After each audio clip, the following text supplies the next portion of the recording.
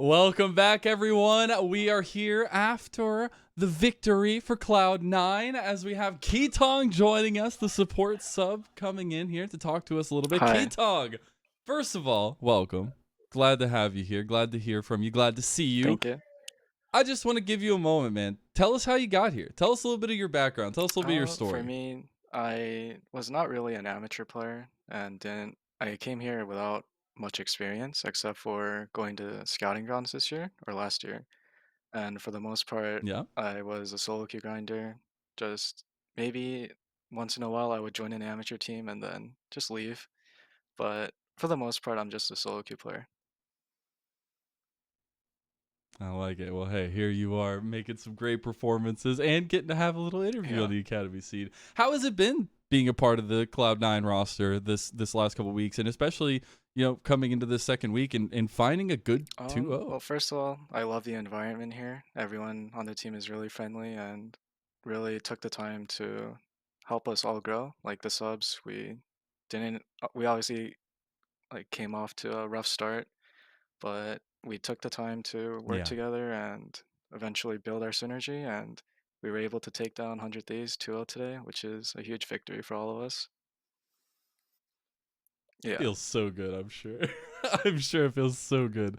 Well, man, what was the biggest change from that week 1 to week 2? What really stuck with Well, you it was guys? really just adapting to how teams will like ban and pick like draft against us. So like You mean focusing bans literally towards every you, single right? series I was triple banned, but we were able to adapt to that, and I picked like uh different champions. I played Nautilus for the first time today, but other than that, it was a lot on our just finding our identity as a team. So Mhm. it took a little bit of time, but we finally did it. All right. Well, now that you've been stuck on the team for a little while, I got to ask you your take on if you had to have somebody assigned to cooking you a meal Uh-huh. out of the 5 of you, including the sub players, who would it be? Who you got?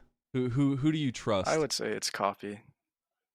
Even though no one on this team literally cooks, Is he the no one on this adult? team cooks, but Copy has been like almost the leader figure on the team because he's been on the team Okay. for a while now, and he's always like the Yeah. go-to guy. He's really nice to all of us as well, so I would say Copy. That's awesome. Very welcoming. Okay, okay, good stuff. So does that mean he's also the core communication in game, or do you guys kind of vary the shot It calling? varies, but he has a very strong voice, and Okay. he was able to just lead the Mm-hmm. team in the first few weeks in the beginning, so he was very helpful to all of us.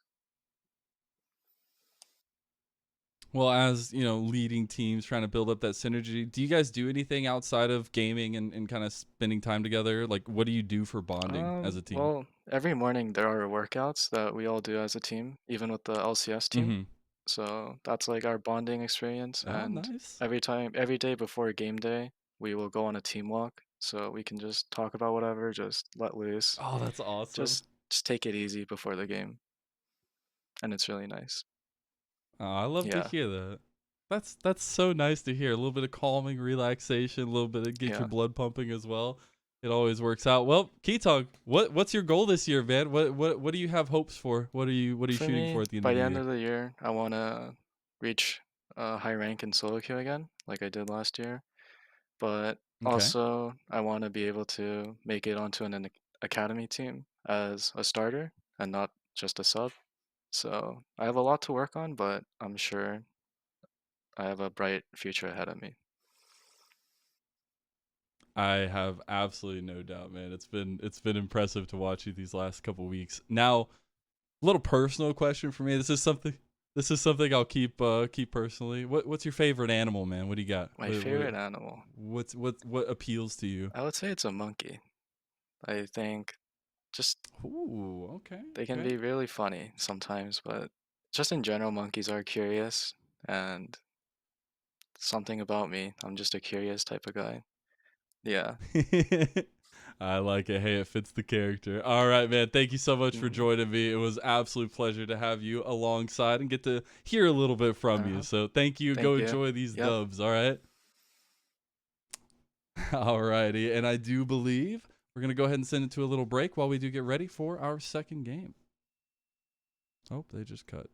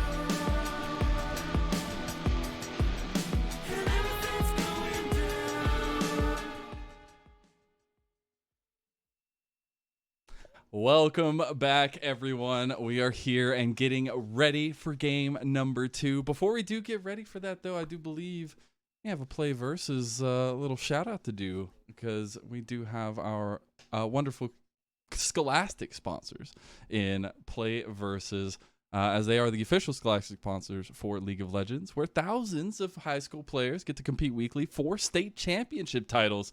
And they can even earn a varsity letter for gaming with their friends. Enrollment is now open for the spring season, with preseason kicking off on January 31st. Spread the word at your school and visit www.playvs.com. Go get that team ready. But now we got to get these teams ready in the academy scene, as we do have Immortals Progressive Academy going against FlyQuest Academy. Woo. That's a name. That's a mouthful now, guys. But it's going to be a fun one for sure. As the IMT squad, although yesterday didn't look so good, the roster themselves look pretty darn good. Yeah, really seeing that even in their losses yesterday against CLG, Pretty in particular was a huge standout for me. Getting a pentakill on Kassadin, really setting himself up and understanding everything that he could do. And his adaptability so far throughout everything he's done and all the different champions he's played has been really impressing me on a team that is already looking quite good. Yeah, he's leading the KDA boards, the only player that has picked up a pentakill so far in the Academy split as well. He also has, the stat for the most kills in a single game.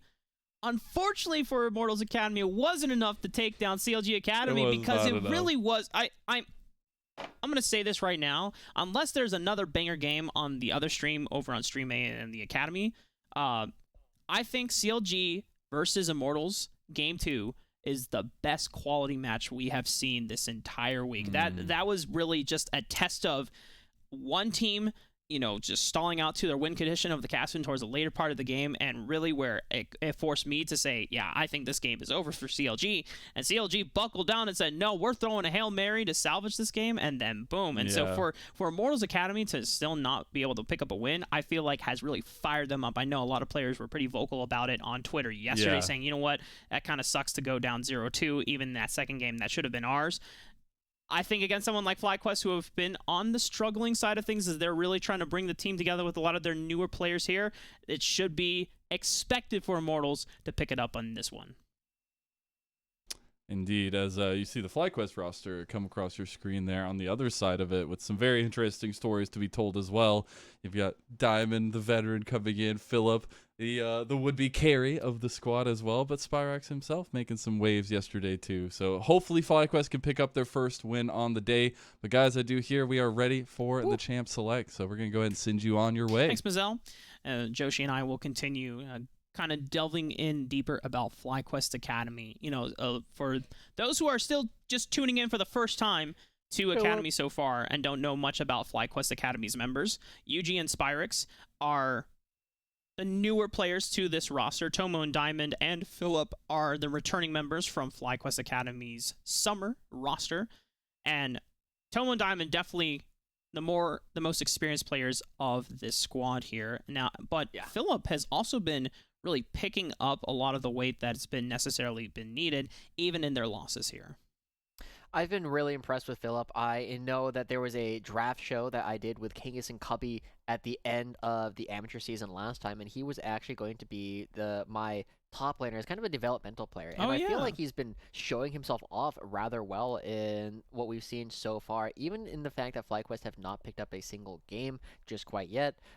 He's kind of been a standout player for me, especially in week 1, where he had a lot of strong performances on champions like the Renekton. Now, as we are going to be getting into Champion Select, we'll see if the rest of his team is going to be able to have a good day, because as I said yesterday on stream, FlyQuest are individually talented enough to challenge some of these stronger teams, but the problem is they're not having good games at the same time.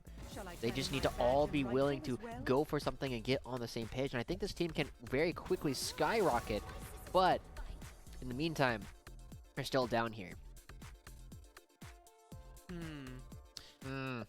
It's just one of those things where FlyQuest are just once they find the thing that makes them click together as a team, and then they get onto the same page. Then like Cloud9. Yeah, Cloud9 really found their footing today against 100 Thieves Academy. Now, Josh, I'm gonna kind of spoil a little secret here that you were kind of harboring onto for the fans at home, because you were telling me that if Cloud9 can pick up a win, I think you were like FlyQuest are gonna be able to pick up a win against the IMT. Right. I don't know if I'm as crazy as that, but look. I just know that yesterday, Magical and I had 3 series that followed the exact same script almost all the way through. Game 1, very close. Game 2, absolute blowout. Now, their Series 3, Game 3 didn't quite follow it as hard, but today, if that holds true, FlyQuest should actually be winning this 2-0. Okay, and I'm going to put it here. My heart is on the line for FlyQuest. Not only am I a diehard Philip fan at this point, but I also am just really excited for all the members on this roster. I really want Yuji to succeed, and I'm going to say my heart is telling me FlyQuest is going to do it today. You know, if Immortals Academy had won yesterday, and they were continuing their winning streak, then maybe I would believe, that FlyQuest Academy could catch Immortals while they're feeling, on the complacent side. But they just got swept by CLG Academy, especially in a game 2 that, they had definitely all the rights to win to. And, CLG Academy came out with just a beautiful Hail Mary to salvage the game. And so now I just feel like Immortals Academy are not in a spirit of messing around and not letting FlyQuest Academy catch them out on any mistakes. I feel like Immortals are going to be really focused on just keeping the early game super clean. Right now, through the first pick and ban phase, a lot of standard champions being picked up here. Solid backline combo of Jinx and Corki, the Thresh for any safety. Meanwhile, FlyQuest Academy, they're also dipping into standard as well. The Aphelios, Jarvan, and Victor, powerful backline combo. Nothing too out of the ordinary in the first phase. Yeah, I also just want to give everybody a quick useful reminder that Corki is a nobody.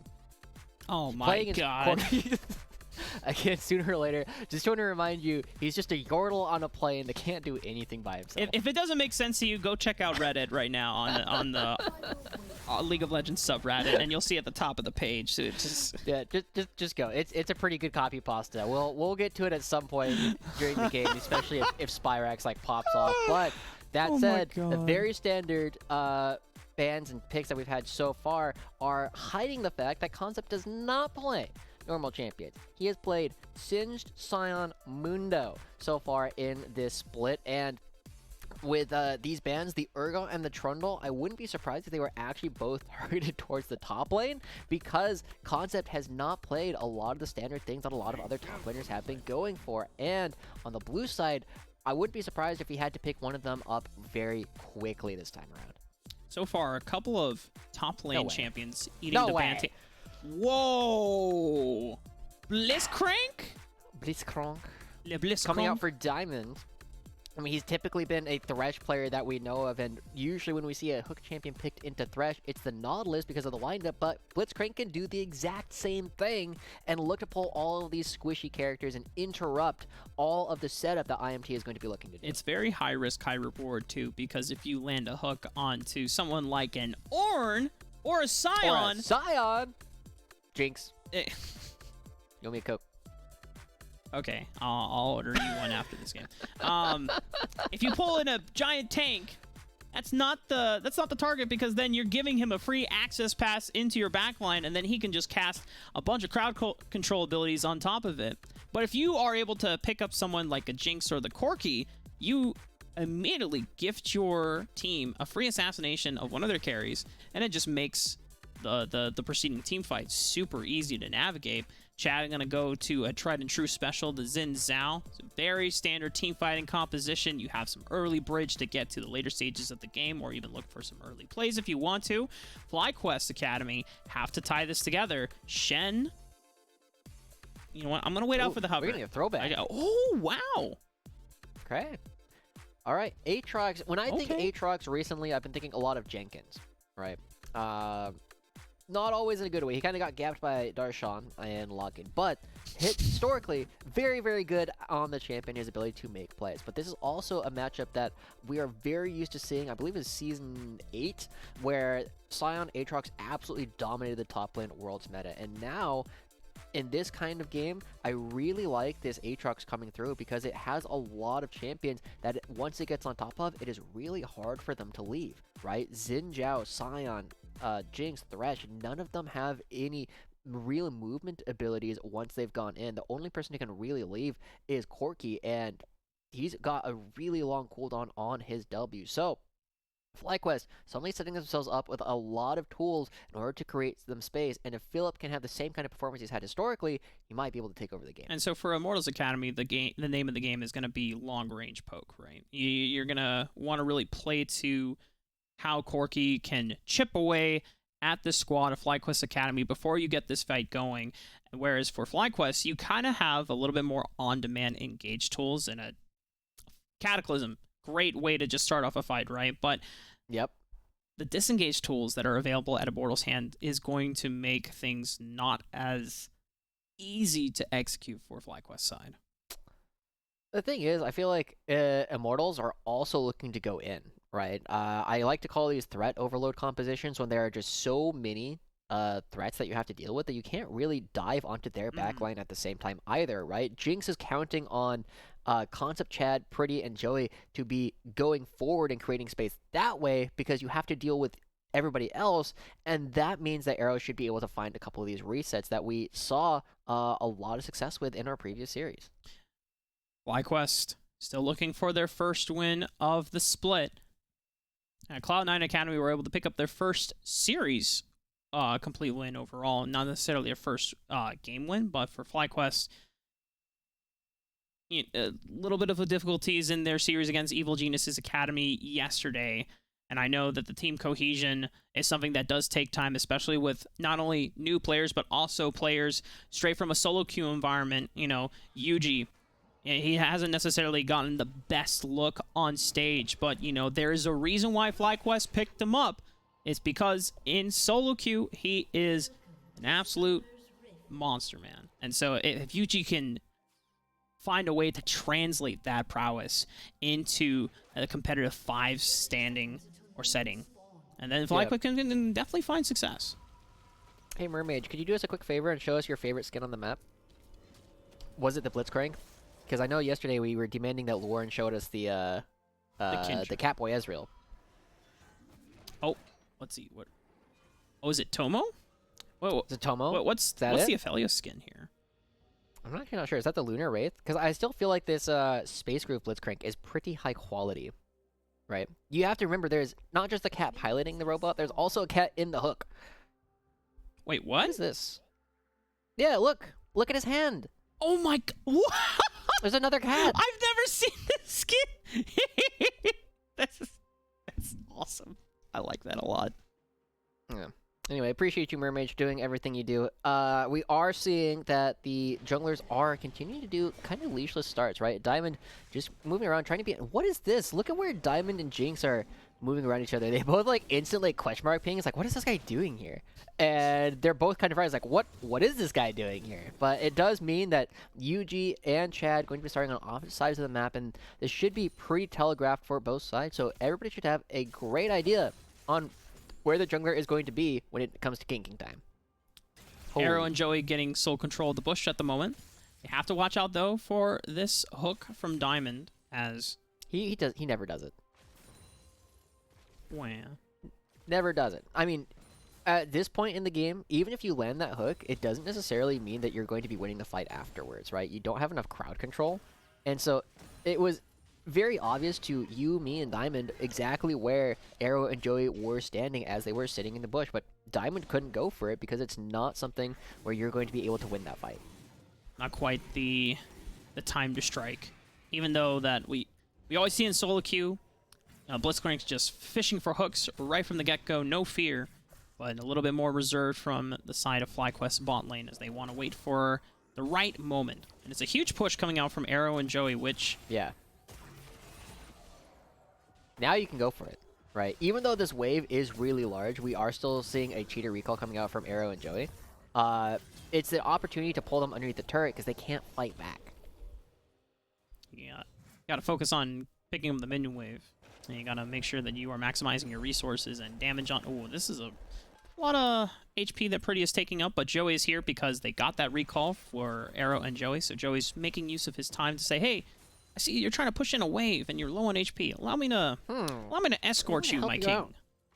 Yeah, the pressure ganks. I actually love these pressure ganks that come in. Joey just moving up, like he's not going to do anything in the bottom lane by himself as the wave comes back, so he just needs to move around and create a little bit of pressure. But Chad is here. Joey only level 2. I don't know if he has Dark Passage yet. He shouldn't. It's only... I think it's only Death Sentence and FLYA at this point, but Chad, just to see if Diamond and Tomo would be a little bit more aggressive. The wave is pushed up by Philip here against Concept, but it's pretty hard to dive Sion early on into the game, so Yuji is not going to necessarily go for the trigger, just making sure that Philip gets the shove safely. We'll be able to get a recall and be able to walk back to lane. Concept, don't do it. Don't be rude. Oh. Rude, rude, rude, rude. But across the map, again, not a whole lot of big differences coming through, just as we're seeing in the previous game, where Cloud9 was able to take that. And one of the big things that we always have to pay attention to, there's a lot of criticism going on. Oh, see, this is what I'm talking about. I think this is a flash. Yeah, nicely done, Philip. Well done. Yeah, that Q cooldown is a bit too long. Diamond, does he have his hookup? I feel like that was an opportunity. I have to imagine he had just missed it. But the other thing that we have to pay attention to is there's been a lot of criticism towards Victors at kind of all levels of play and not being able to create enough pressure onto the opposing lane. And this is the way to solve it. You just bring the jungle. Hey, this is some LPL style dives right here. Diving the mid lane turret, and they're chasing Pretty. Well, you know, the idea was good in theory. Yeah, I respect the vision. Unfortunately, the execution, it was not quite there. But that's the idea, right? Is Corki is realistically one of the greatest scaling champions in the game. He is good on 2 items and insane bonkers on 3 items. And if you're allowed to just farm up freely as the Corki, you are very, very happy with the situation on the map. And right now he is, you know, it's not a largely, but it is technically a lead in a lane matchup where he is supposed to be getting pressured. And, you know, as we've seen previously, there are even some mid laners who can kill the Corki outright. And Joey making another pressure gank once again to make sure that Pretty can shove in this wave. But because Diamond shows up, it's going to allow Spyrex to slowly thin down this wave. He might be able to pull off a freeze here. Yeah, this is actually really good. The fact that Diamond was able to respond to Joey and there are multiple people coming through means that Spyrex controlling this, he might be giving up too much of his HP because Corki will be getting back in time, and I think he realizes that. This this is a bit of an awkward situation. Diamond missing the hook. Oh, death sentence. Both hooks going wide. Means that Diamond and Tome are not going to be sad afterwards. Just more laning between the 2v2 here. UG onto the bottom side of the map, clearing towards this about to spawn blue buff. Chad is also here on the other side. The hook does land. Joey might have to flash this one away, but he ignites down in a Diamond at first, but he tries to get the dark passage in, doesn't get out in time, but Chad will expend his flash to make sure that he can close the distance against Tomo. UG finding the flag and dragon. Chad, because he has no flash available, he will go down to Tomo. FlyQuest Academy will find 2 kills to start the game. Good patience coming out from UG to not immediately go for the fight and just making sure that Chad had committed large enough. But at the same time, I want to return our attention to this mid lane. Yes, Spyrex has built up a small CS lead, but he's lost so much HP and mana that I don't know if he's going to be able to stick around. It should return to a very even state after Pretty forces Spyrex out of the lane. And meanwhile, top lane, even though Concept hasn't gone down in necessarily CS, Philip is clearly controlling the wave or the lane state right now. And because he's also a resourceless champion, he can always stay in lane as long as he has the HP to survive. Yeah. Okay. Diamond helping Spyrex get it back in, but again, it's a one-wave differential. Spyrex doesn't have the mana to really stick around, so after Pretty crashes another wave, it's going to just go right on back. So Spyrex moving down with Diamond, I'm a little bit... Oh, the Honey Fruit, obviously! Now he's got the health and mana to actually pick up this wave. He can come back. He doesn't have to recall. However, oh, this is a little... no, Spyrex, you can't go that way. Oh, but he dodges out the death sentence. Okay, never mind. I take it back. Well played, dude. All right. Well, he lost some of the lead, so this Corki is not it's like 2 CS. Who am I kidding, right? There's not a whole lot of difference going on at this point, but IMT across the board should still be pretty happy with this situation. They have insane wake-ups on 2 items and 3 items, and it only really gets stronger for IMT after that. And IMT, they're not ahead at this point, which is kind of what we were expecting from them typically. IMT often have these rather strong early games that they can play with, and UG, one of the newer members of FlyQuest, has oftentimes failed to respond to early game aggression from these other teams, and if you're not going to create it, you just have to react to it. FlyQuest, I think they might have seen Chad onto the top side of the map, or just have an inkling that they will be able to have priority for this dragon. UG will look to secure it. Chad has already burned down the Rift Herald, though. And if he can... I don't think he's going to be able to collapse in time. So it's a clear trade of neutral objectives to start us off in the game at 9 minutes. Right now, FlyQuest definitely comfortable taking this late, as you already mentioned before. Both sides of their backlines have really strong wake-ups the later the game goes on. But the way that FlyQuest are opening up this early game, and because Tomo was able to get first blood and the first 2 kills as well, and he will be finishing that first power spike, but it's a Corki package from Pretty. He wants to find Diamond here. Flash from Joey. Nice. And I think FlyQuest are immediately back away, saying that, you know what? This is Immortals committing a bunch of resources. They want this kill. We are not going to contest. I also, again, respect the slowness coming out from UG, right? He saw that there was a fight going on here, but he doesn't have the tools to turn around that fight by himself, and just hides over the wall, not giving away his position, not telling IMT anything about where this Jarvan is. And because of that, IMT feel very confident dropping this Rift Herald down here on the bottom side, giving some more gold over their AD carries. Arrow picks up a bunch of plates and effectively gets several more kills for himself. You can tell he wants to get that last plate. Unfortunately, he can't stay too long. The Dark Passage was about the timeout. But it's a lot of gold back into his own pockets. And meanwhile, onto the top side of the map, this top lane hasn't really devolved any further outside of that one flash advantage that Philip had. But UG making sure that he is protecting the bottom side of the map that had that advantage since the all-in, as we saw. And Concept, despite the pain that is sometimes occurring in this lane, he has been holding on to making sure that he doesn't fall too far behind. Doing a pretty good job, right? This matchup has gotten a lot more difficult since a lot of silence damage has been pulled out of his kit, but it's still a-okay that he is doing just fine, holding on to a couple of armor pieces, and he will be very, very tanky. The only person he's going to really need to worry about is Spyrax's damage, based on the fact that he's going to be going with a lot of armor throughout this game. But again, game state very even. I have to say, Mark, that's going to be favoring the long range is going to be coming out from IMT later in the game. Their game plan is just more easy to execute. It's very simple. Do you like simple? I do like simple. And it just means Kiss. it means that even if I were to play it, despite my crippled hands, I could probably pull it off. Yep. You do not get to complain about crippled hands. Are you saying you have crippled hands compared to mine? Yes. Have you watched me play?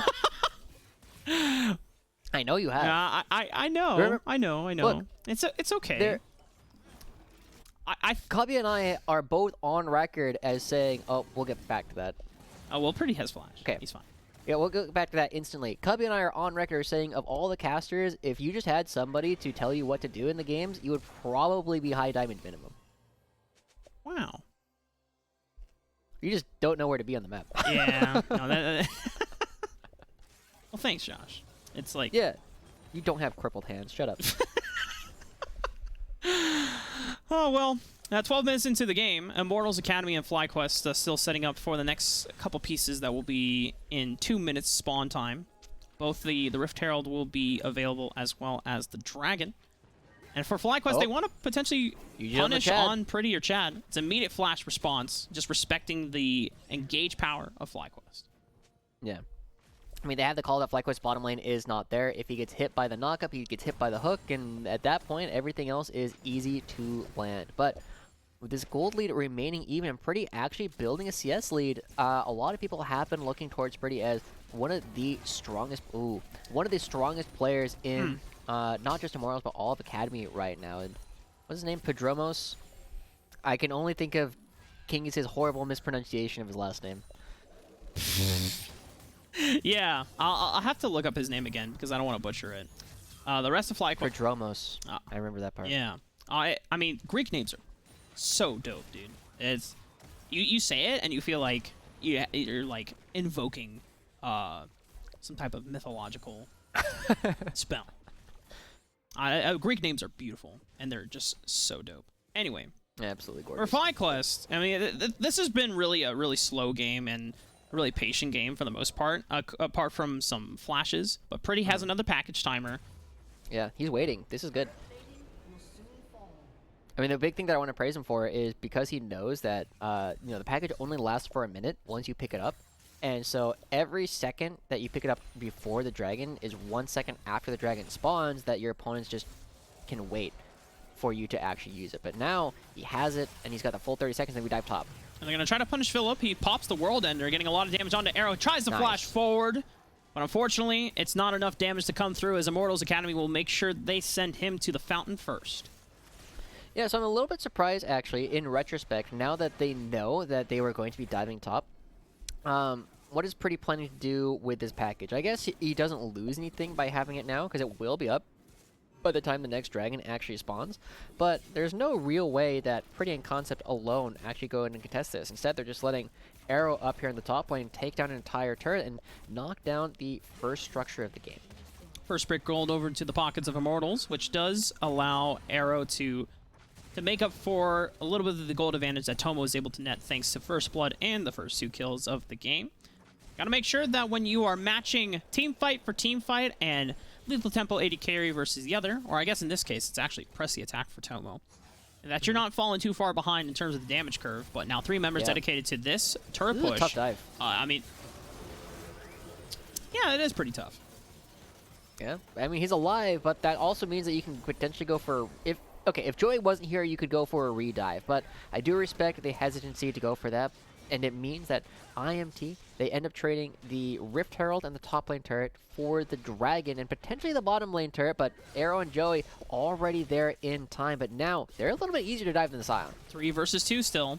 Arrow, Cataclysm right immediately onto the AD carry. Oh, Diamond was trying to read the Dark Passage timing with that hook, but Arrow's able to flash at the very last second as well.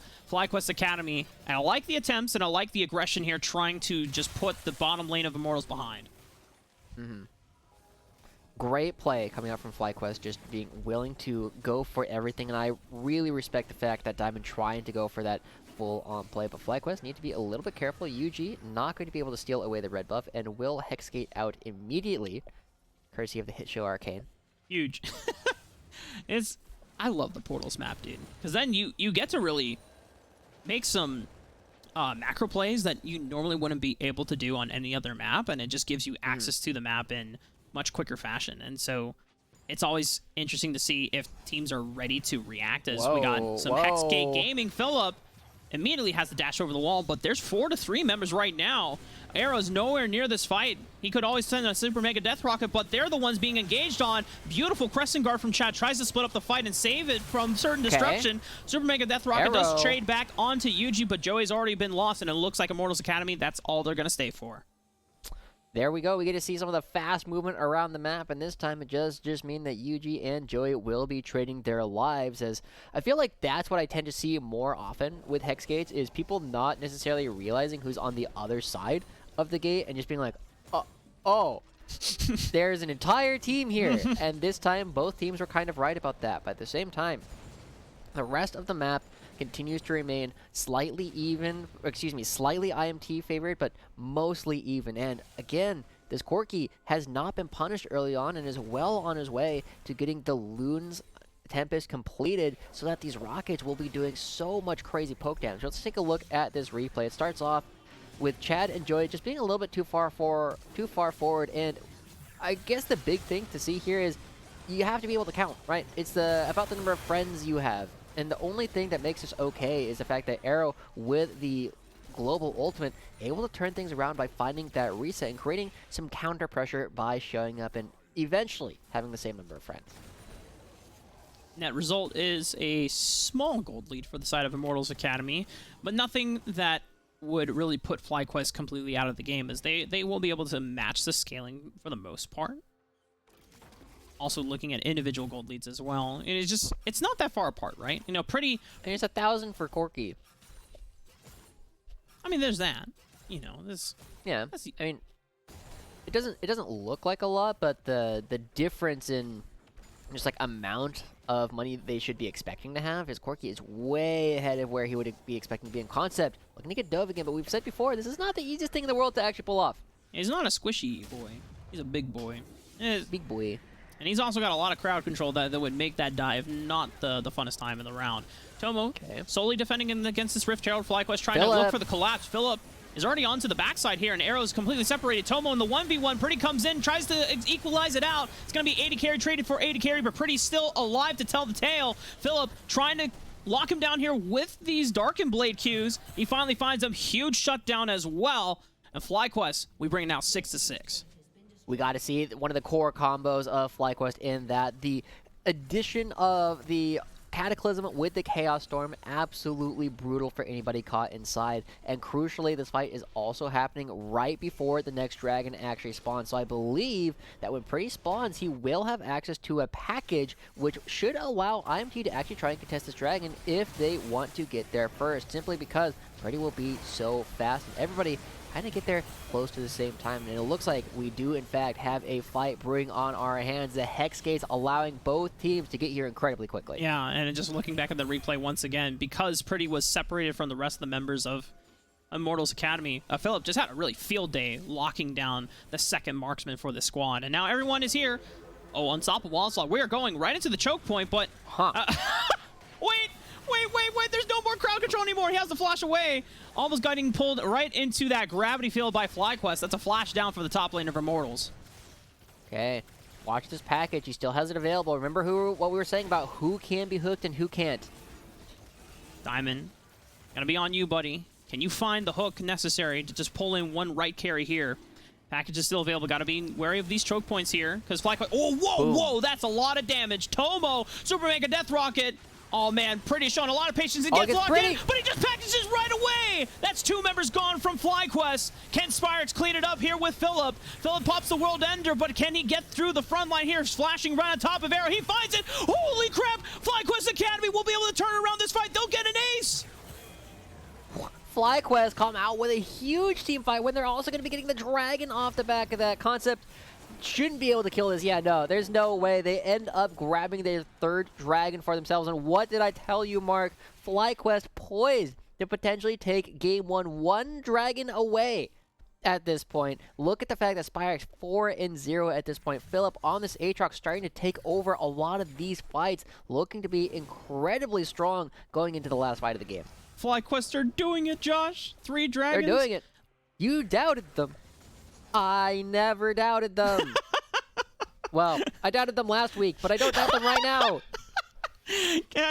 You know, in order to have the Kobe amount of faith, you have to be following them for an extremely long amount of time. So I don't think it's fair in this instance. But I will give you that you said, hey, FlyQuest can beat Immortals Academy today. The game is not over yet, though, because they're still technically down in gold. But being 1 dragon away from Seoul definitely puts them in a great spot. I'm pretty sure, right, because the game calculates how you get objective bounties. I'm pretty sure the League of Legends client believes FlyQuest to be winning. Right, which may or may not be true. That's a conversation we can have. But I imagine that Immortals are closer to getting objective bounties than FlyQuest due to the way that how heavily they prioritize all of these dragons. And they have this huge X factor as well in the fact that Diamond can pull people into his team. Now, we saw last fight, it wasn't the most effective thing to be pulling Pretty because the package allows him to just do 1 billion damage to Tomo. Whoa. Moonlight Vigil. Whoa. It's already a flash out of Joey. Chad is going to be salvaged here thanks to the Dark Passage. It's already 1 summoner spell down just thanks to 1 rocket grab from Diamond. So FlyQuest just being on the aggressive here and looking for any opportunities to punish. I also want to pull up, this is a conversation we had yesterday as well when we saw Surtees Camille going into a Victor. Camille built the Death's Dance, right? And unfortunately, armor does basically nothing against Victor. And this is a situation where we're seeing a similar thing because Concept was forced to build the Bramble Vest for his lane and to actually go up against Philip. Suddenly, that's 800 gold spent on effectively nothing for laning against Spyrax. That's a big reason why Spyrax is able to push Sion around so effectively, on top of the fact that he's 4-0. But, you know, just one of those extra small things you got to think about, and it's why it's so important to have diverse damage on your team. FlyQuest just... This is probably the most solid that they've looked all Academy split long between the 4 series that they've played. And now, oh my goodness, Arrow just is going to go down. Beautiful Cataclysm from Yuji is going to lock up multiple members of Immortals Academy. Concept looking for the re-engage on Unstoppable Onslaught, but there's just not enough damage here. Pretty trying to put out as much poke as he can, but Concept now has to be on the retreat, waiting for another engage opportunity. And FlyQuest almost finding that rocket grab. Death Sentence onto Philip. Decimating Smash is going to get a lot of damage down onto Philip combined with Pretty's poke, but FlyQuest still undeterred from the push.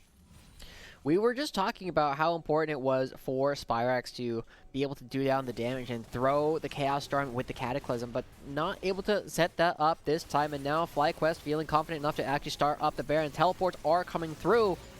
We'll see if they can poke them off. World Ender is no longer available. Cataclysm and Chaos Storm also not available, but Tomo still has Moonlight Vigil, so there's always an opportunity. And FlyQuest respecting the teleports from Immortals Academy, as Arrow also coming back to join the fray, had Super Mega Death Rocket as well available. So not going to go for the trigger quite yet onto the Baron, but in a FlyQuest, the fact that they are the ones pushing and pulling Immortals across the map is a huge change for them.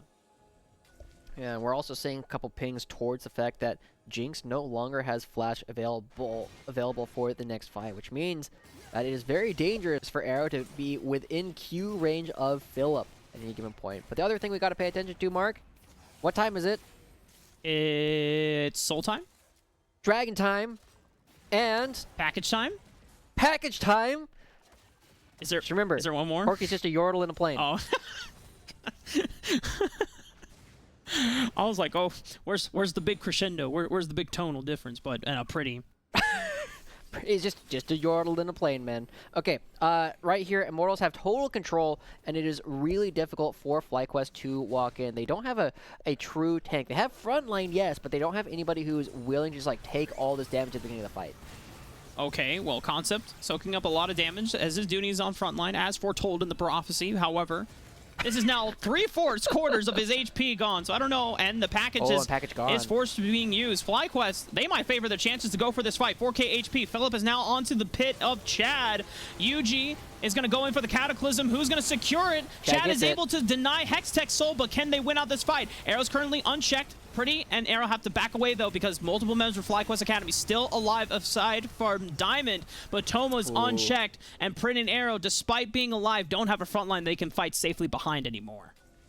3 kills, even though they lose the Hextech Dragon, will mean that FlyQuest should feel confident to actually try and go for this Baron. They are already walking over wards, and it does not matter. There's no Super Mega Death Rocket to try and steal, but as we take a look at the replay, notice how crazy this fight is and how far back Spyrax and Tomo actually start this fight. Eventually, they just don't have anything left to do. It's really hard for them to get on top of Pretty and Arrow because of the insane range that these 2 marksmen are able to play from. And while Chad misses his flash over the wall, it ends up being enough for FlyQuest to pick up the Baron. You know, FlyQuest, just because they weren't able to find the backline, and Immortals Academy were also in a spot where their main tanks, the meat shields, are gone, so they can't step up safely anymore. And so Baron being secured for FlyQuest, this is now the biggest gold lead we have seen all game long, because for the most part, Josh, it was pretty much neck and neck in terms of gold, but now solid 3,000 gold lead. 27 minutes is not the biggest thing when it's a 10-minute 3,000 gold lead, but still, FlyQuest, this is the best that they have looked so far in our first split of the 2020-22 year. Can I point out something really funny in Concept's build? And as soon as I say that, you will realize what I'm laughing at. Is it the double magic resist? Yeah, the double null magic mental. That's just kind of sitting there. Definitely needs to make sure that he can stay alive from Spyrax, and you know, you just need some quick MR at this point to stay alive. And I imagine he's going to be building into a Gargoyle Stoneplate at some point, but in the meantime, it just looks funny. Yeah, you normally don't see that too often. Normally, one becomes a full cloak, or Yep. you just only have one of those, not necessarily 2. FlyQuest making this siege right now onto the bottom inhibitor turret, whereas Philip is pushing through the mid lane. So someone's going to have to respond. And their Immortals have the long-range poke, but so does Spyrax with that Death Laser. And you also have to remember Diamond, again, being this big X factor in these siege situations where if he ever pulls onto someone, creates this really awkward situation for IMT where they have to immediately decide, are we going or are we just going to be letting them die? And so far, Diamond hasn't quite landed anything, but he's constantly threatening to do so. And sometimes the threat is all that you need. The presence is just walking up, and then immediately Immortals have to play a game and check in, like, do we respect it? Ooh. Diamond popping the movement speed, flash forward. Oh, Pretty dodges it. Beautiful sidestep. And now that's Diamond gone. Can FlyQuest still survive this fight? Down a numbers advantage here. UG is going to be able to get out alive. Super Mega Death Rocket onto Tomo, and Tomo's now being left to the wolves, but he's able to space himself out. Death Laser from Spyrax creates a nice slow field, and now FlyQuest looking for a ring-edge. Huge Darkened Blade from Philip catches out 3 members, and now FlyQuest, they were on the run before, but it's now Immortals who are on the retreat. Inhibitor will fall for FlyQuest. Philip coming up big, Spyrax coming up big in that fight. Spyrax is going to be able to teleport back, so is Philip. Both of them ready to come back, and the game starts to freak out, which means the game ended. Oh, spoiler alert, but baby, FlyQuest Academy, you have done it. We have picked up the first win of the split for this squad. No longer I was gonna say undefeated, but it's the reverse of that. You know, I didn't know. No longer winless. No longer winless. Let's go. Good stuff, FlyQuest. That's halfway there. Already winning the first half of the series. Looking fantastic coming up for FlyQuest. I wish I could see exactly how they ended the game there, because it's still not trivial to end that up against a Corki. But FlyQuest still looking great in that. Very calm, very collected. And even though they weren't necessarily able to put Pretty that far down, the fact that they allowed both Philip and Spyrax to have a good game at the same time made it all worthwhile. Yeah, and this is definitely the best that Spyrax of UG and UG have looked so far in these first 2 weeks of the split. Now, last week, there's a lot of desync issues with these 2 new pieces coming into the roster, and UG definitely more on the reserve side of trying to pick certain fights or just picking the wrong fights when, you know, push came to shove. And I just remember a lot of times Spyrax not being able to really use his facilitative tools to great success. But on something like the Victor, as long as he's scaling up, he's farming up, and he's pumping out damage, he's doing his job and controlling the fights with the beautiful terrain control tools that he has. Gravity Field and Chaos Storms were, you know, really solid this game. So, you know, huge point for FlyQuest Academy as a whole. Looking good overall. I really like that they're able to come together and have this composition with a lot of X factor to it. And I've said that a lot, but Diamond on this Blitzcrank had some great hooks, and then he had some times where didn't quite do anything. But Philip at the same time constantly flipping heads on all of his engages. He only ends up going down once in that game, and putting so much pressure onto Pretty throughout the entire thing made it very difficult for Pretty to do anything more than just throw rockets. His auto attacks never really came into the fold. Yeah, and just last shout out before we send it over to break. Phillips Aatrox, and just love seeing FlyQuest prioritize counter picks for this guy, as we already saw from week 1, even in their losses. Philip definitely one of the shining lights of this squad. When we come back, though, we will be getting ready for Game 2 between FlyQuest Academy and Immortals Academy to see if FlyQuest can live up to what Cloud9 did earlier and pick up a full sweep, or if Immortals will be able to answer back. Stick around. We'll be returning with more.